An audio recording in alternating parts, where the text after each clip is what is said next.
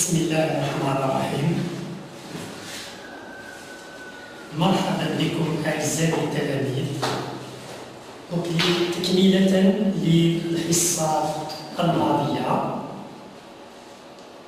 التي توصلنا فيها إلى أن الظواهر والبنيات المميزة لمنطقة الظهر تتمثل في سلاسل جبلية تحتمالية، زلازل سطحية وبركنة نشطة من النمط الطفاحي، وتتميز وتخترق أيضا الظهر بنمطين من الفوالق، فوالق عادية وفوالق تحويلية. هذا فيما يخص المميزات أو الظواهر المميزة للظهر والبنيات المميزة للظهر وسط محيطية. نستمر أو نواصل الدراسة في تفسير هذه الظواهر. توصلنا في الجزء الأول أو النقطة الأولى إلى أن القشرة أو الليتوسفير المحيطي يتكون من الصخور، طبقة غير متجانسة تتكون من الصخور التالية: البيريدوتيت في الأسفل، يليه الجبرو في الأعلى، ويتبع بالبازلت العروقي والبازلت الوسائدي. نستمر في تفسير الظواهر والبنيات المميزة لمنطقة الظهر بدراسة المغناطية وتشكل اللوح المحيطي، أي كيف تشكلت الظهر وما هو مصدر المياه الذي يدخل في تركيب هذه الظهر. أولا نبدأ بظروف تشكل ظهر وسط محيطية. نقدم لك الوثيقتين 14 و 15 من الكتاب المدرسي، تمثل رسم تخطيطي لتشكل الخسف، حيث النقاط المتقطعة هي منحنيات التساوي الحراري. لاحظوا هذه الوثيقة 14 بداية الخسف، والوثيقة 15 تشكل الخسف. نلاحظ في الوثيقة 14 تتكون من 3 طبقات. لاحظوا طبقة 1، طبقة 2، طبقة 3. ماذا تمثل هذه الطبقات؟ الطبقة الأولى هي القشرة القارية، الطبقة 2 هي الجزء العلوي من البونص الصلب، الطبقة 3 هي الجزء المطاطي من البونص العلوي. نلاحظ خطوط التساوي الحراري، ونلاحظ تيارات الحمل التي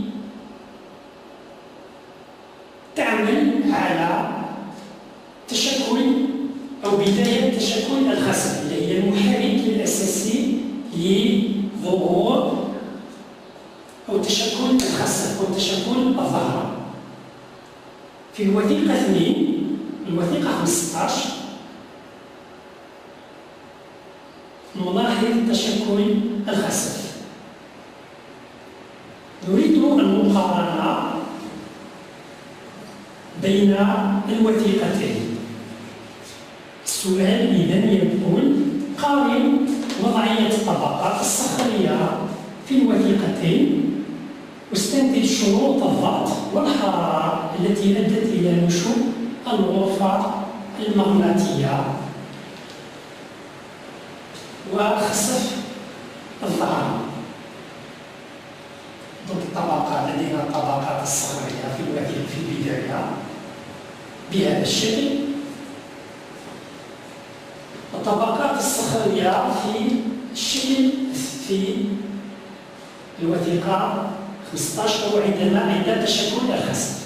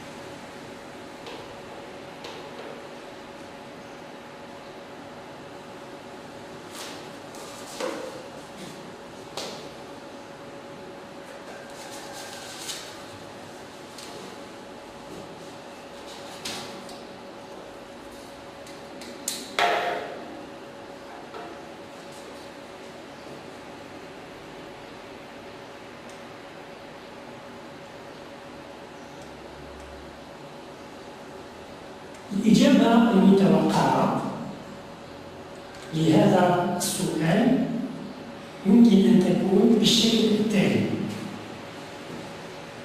نميز في الوثيقة 15 أن تيارات الحمل الحراري نعرف أنها هي المحرك الأساسي التي تحمل الحرارة وتسبب في ارتفاع النمو، أي ارتفاع انقطاع النمو، وبالتالي ارتفاع منحنيات الحرارة المتساوية على مستوى الظهر ترتفع، ستنتقل من العمق نحو السطح، تقترب من القشرة القارية. أين يكون الضغط منخفض؟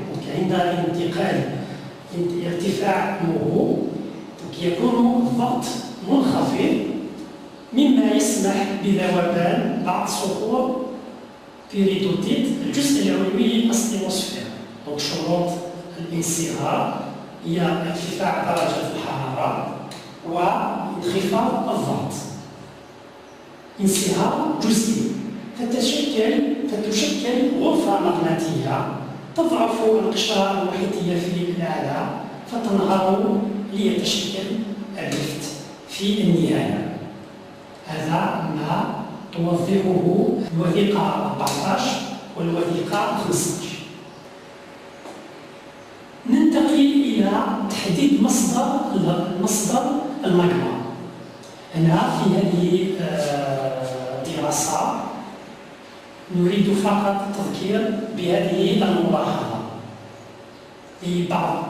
خاصة بعض المصطلحات الجديدة للتلميذ.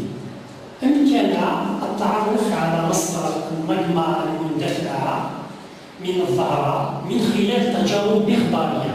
هنا التجارب أجريت في المخبار، ماشي في وسط المحيط الأطلسي وسط المحيطات. دونك من خلال تجارب مخبارية على عينات من البيريدوتيت في ضغط وحرارة مطابقة للأعماق. لماذا اخترنا البيريدوتيت؟ لأنه مصدر يمكن أن يكون مصدر الماغما. البيريدوتيت نجده في البرنس العلوي في ضغط وحرارة مطابقة لأعماق الأرض، هي الشروط. فنتج عن ذلك 3 حالات للبيريدوتيت يفصل بينهما مستقيما. المصطلح الأول استعملنا مصطلح سوليدوس الذي مستقيم، الذي يمثل الحدود حرارة الضغط الفاصلة بين البيريدوتيت الصلب والبيريدوتيت المنصهر جزئيا. والمصطلح الثاني يتمثل في كلمة ليكيدوس، وهي حدود حرارة الضغط الفاصلة بين البيريدوتيت المنصهر جزئيا عن البيريدوتيت المنصهر كليا. إذا السؤال الذي يطرح من خلال هذه الوثيقة أو باستغلال الوثيقة استخرج مصدر الماغما على مستوى الظهر.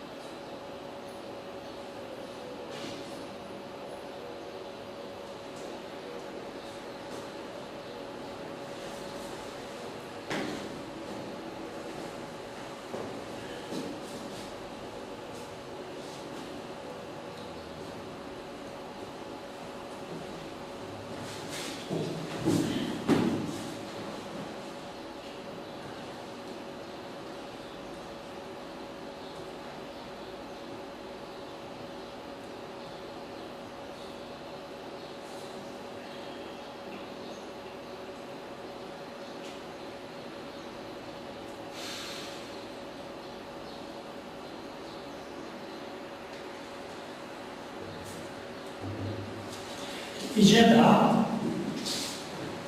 تكون كالآتي. من خلال مخطط انصهار البيريودوتيت نميز 4 مناطق: المنطقة 1، المنطقة 2، المنطقة 3، المنطقة 4. نرجع نلاحظ هذه المناطق: المنطقة 1، المنطقة 2، المنطقة 3، المنطقة 4. نستخرج الطبيعة الفيزيائية للبيريودوتيت في هذه المناطق ال4 للوصول إلى تحديد مصدر الماغما. في المنطقة 1 يكون البيريودوتيت صلبا ذو بنية عبيدية من معادن، من بين هذه المعادن الأوليفين، البيروكسين والبلاجيو كلاس. لاحظوا 1. البيريودوتيت الأصل صلب ذات معادن ووجود معادن التي ذكرناها.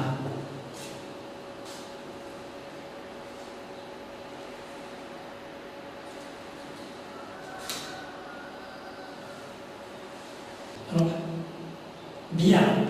وفي المنطقة 2 نرجع لملاحظة المنطقة 2. المنطقة 2 التي نجدها تقع في منطقة الانصهار الجزئي.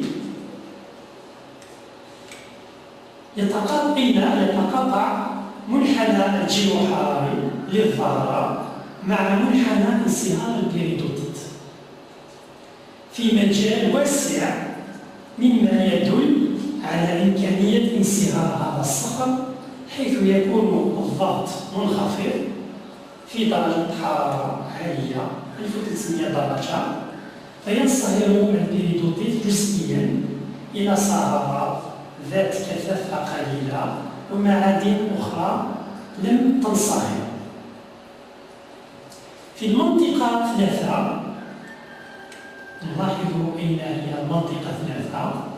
دائما في المنطقة الصلبة أين البيريودوتيت الصلب، معناه قريب من القشرة المحيطية، أين عندما يندفع تكون ملامسته للماء ويتبرد.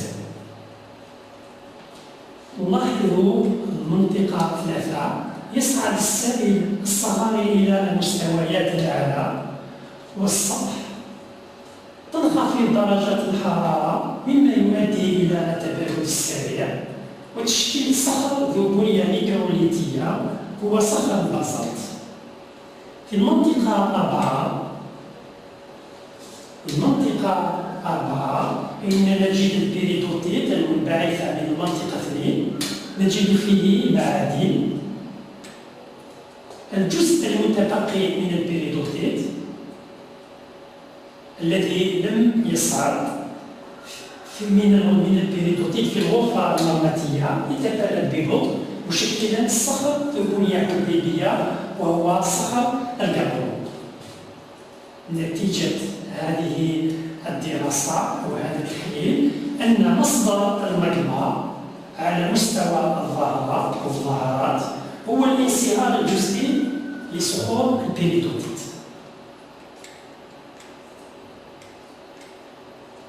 الآن نربط بين المغناطية على مستوى الظاهرة وتشكل اللوح المحيطي بدراسة نموذج يمثل نشاط غرفة مغناطيسية.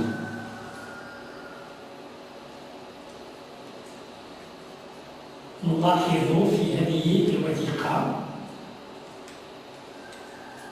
ماذا نلاحظ؟ الوثيقة تمثل نشاط غرفة مغناطيسية.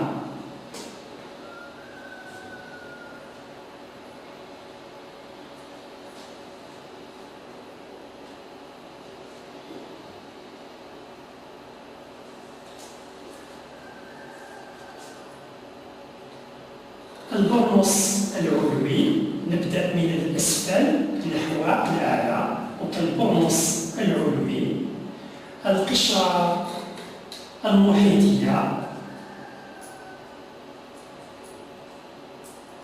القبر الطبقي الذي القشرة المحيطية التي تتكون من القبر الطبقي طبعا على شكل طبقات، يتبع بقبر كتلي يتوضع على شكل كتل، ينتهي قريب من السطح بالبساط العنقي والبساط الوسائدي. وعندما نبتعد من الظهر من محور الظهر نلاحظ وجود رسوبيات. نشاط الغرفة المغناطية في النظرة الأولى نلاحظ شرطين أساسيين: ارتفاع درجة الحرارة، صعود النمو، وانخفاض الضغط اللي هي شروط الانصهار الجزئي للبيريدوتيت. هذا يؤدي بنا إلى طرح هذا السؤال من خلال كل هذه المعلومات المتوصل إليها والوثيقة، هذه الوثيقة الموثقة اشرح نشاط الغرفة المغناطية في بناء اللوح المحيطي. كيف بني هذا اللوح المحيطي؟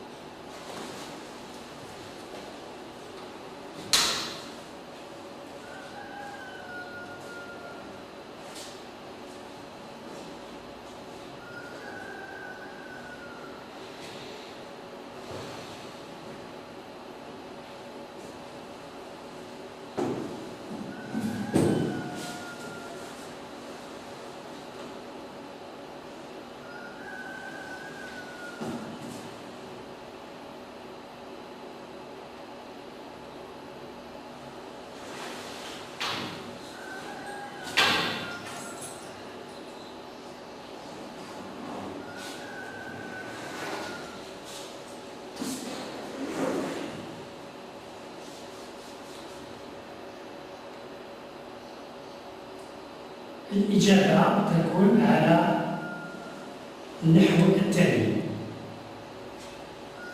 لاحظوا في المنطقة واحد، نبدأ من المنطقة واحد، صعود النمو يؤدي إلى الانصهار الجزئي للبيريدوتيت. في هذه المنطقة يكون البيريدوتيت في المستويات العليا من البرص، غني بمعادن الأوليفين، البيروكسين، ومعادن البلاجيوكلاس. بسبب تيارات الحمل الحرارية ينخفض الضغط في درجة حرارة عالية 1900 درجة، فينصهر البيريدوتيت جزئيا. بداية تشكل الغرفة المغناطية يبدأ بالانصهار الجزئي للبيريدوتيت. عند انصهار البيريدوتيت، عندما ينصهر البيريدوتيت أولا، البلاجيوكلاس ينصهر أولا البلاجيوكلاس إلى سائل مغناطي غني بالسيليس والألومنيوم وبمعادن أخرى لم تنصهر بعد. سي بور سا نقولوا انصهار جزئي. تتجمع الماغما تحت ريفت،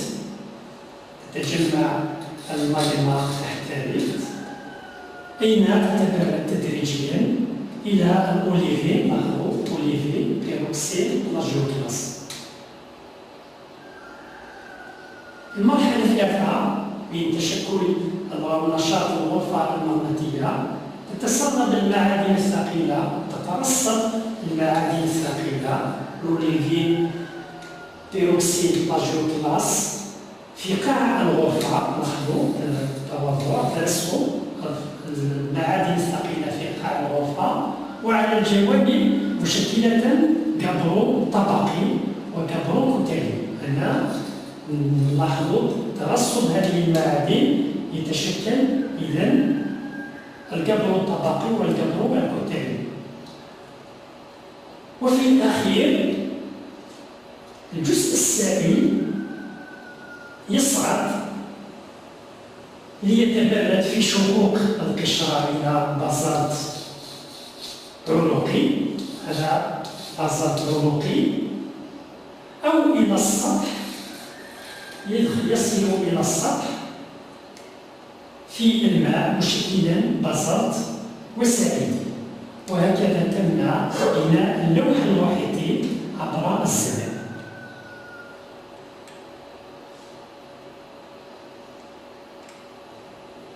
يمكن تلخيص نشاط هذه الغرفة بهذا النص: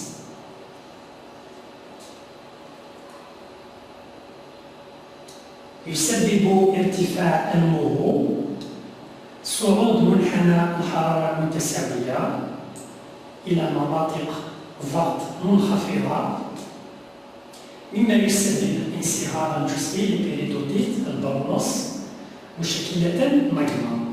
وتتوفر شروط لانصهار الجزئي للبيريدوتيت، هي درجة الحرارة المرتفعة والضغط منخفض. تصعد الماجما لقلة كثافتها إلى الطبقات الأعلى مشكلة غرفة مغناطيسية. يتبرد جزء من الماجما مشكلا بعض صخور القشرة المحيطية، وهي صخور القبر الطبقي والقبر الكتلي. أما الجزء المتبقي فيصعد ويتبرد في شقوق القشرة إلى بازالت عنقي أو على السطح في الماء مشكلا بازالت وسائدي. وهكذا يتم بناء اللوح المحيطي. إذا من خلال ما توصلنا إليه، ما درسناه، نتوصل إلى الخلاصة التالية: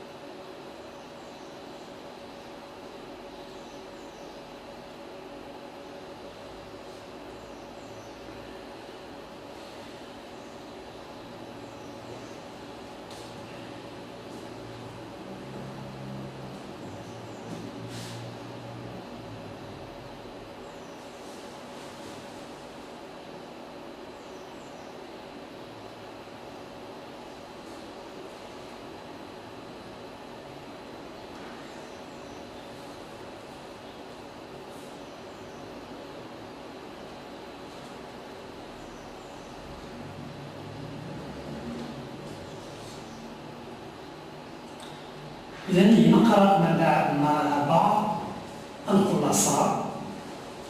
يؤدي ارتفاع الموضوع وصعود منحنى التسمية الحرارية 1600 درجة واقترابه من السطح إلى ارتفاع درجة الحرارة من جهة وانخفاض الضغط من جهة أخرى، ما يؤدي إلى الانصهار الجزئي لبيريدوتيت البرنس مشكلة ماجما.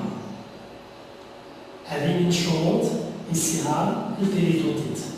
تصعد الماجما نحو طبقات القشرة المحيطية مشكلة غرفة مغناطيسية يتبرد جزء من الماجما مشكلا بعض صخور القشرة المحيطية، بينما يتبرد جزء آخر في السطح أو ضمن شقوق القشرة المحيطية مشكلا صخر البازالت عروقي أو وسائدي، عروقي في الشقوق وسائدي في السطح مع الماء، ملامسته للماء.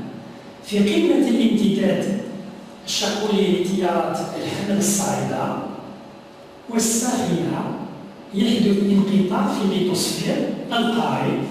عندما نقول ليتوسفير القاري إذا نقصد القشرة القارية زائد الجزء الصلب من البرنوس العلوي الملامس في الليتوسفير القاري الملامس، وذلك بفعل الضغط الناتج عن صعود مواد صلبة ساخنة، مما يؤدي لظهور بنية مكونة من خندق الانهيار ومدرجات محددة بفوارق عادية، وهذا ما يشكل الخسف أو الرفد.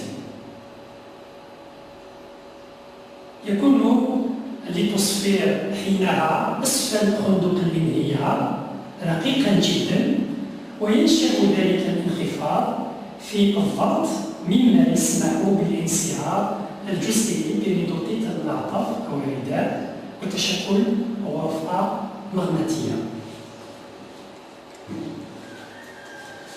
شكرا على حسن الانتباه. نلتقي إن شاء الله في الحصة المقبلة.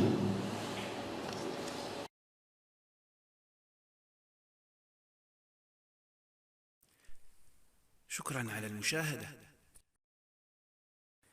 لا تنسوا الاشتراك في القناة، الضغط على الجرس، الإعجاب بالفيديو.